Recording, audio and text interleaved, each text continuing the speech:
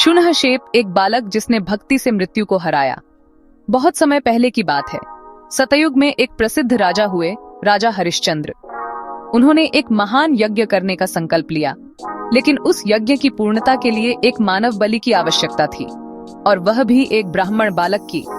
राजा अपने पुत्र की बलि नहीं देना चाहते थे, इसलिए वे किसी ऐसे ब्राह्मण की खोज में निकले जो धन के बदले अपना पुत्र दे सके। वे पहुंचे ऋषि रचीक के पास।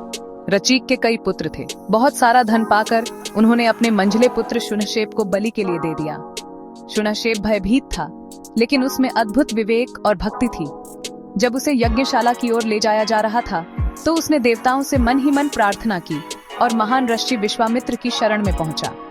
विश्वामित्र उसकी विनम्रता और ज्ञान से प्रभावित हुए। उन्होंने उसे कुछ ऋग्वेद के मंत्र सिखाए और कहा, यज्ञ के समय इन मंत्रों का उच्चारण करना, देवता अवश्य सुनेंगे।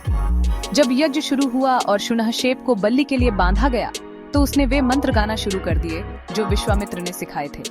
उसकी आवाज में भक्ति थी और उसके हृदय में सच्चाई।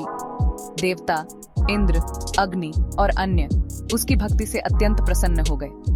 तभी एक चमत्कार हुआ। रस्सियां अपने आप खुल गईं, अग्नि शांत हो गई और आकाशवाणी हुई, यह बालक सच्चे मन से प्रार्थना कर रहा है।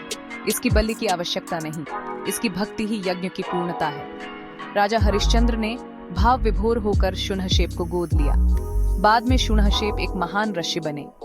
ऋषि विश्वामित्र इतने प्रभावित हुए कि उन्होंने शुनहशेप को अपना धार्मिक पुत्र घोषित कर दिया, जो किसी साधारण व्यक्ति को नहीं मिलता था।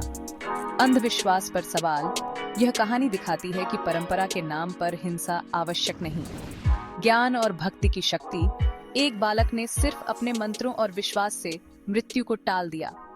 नैतिक द्वंद्व। राजा और ऋषि जैसे बड़े पात्र भी त्रुटियों से परे नहीं हैं। यह कहानी हमें सिखाती है कि भक्ति, विवेक और साहस से हम किसी भी कठिन परिस्थिति को बदल सकते हैं।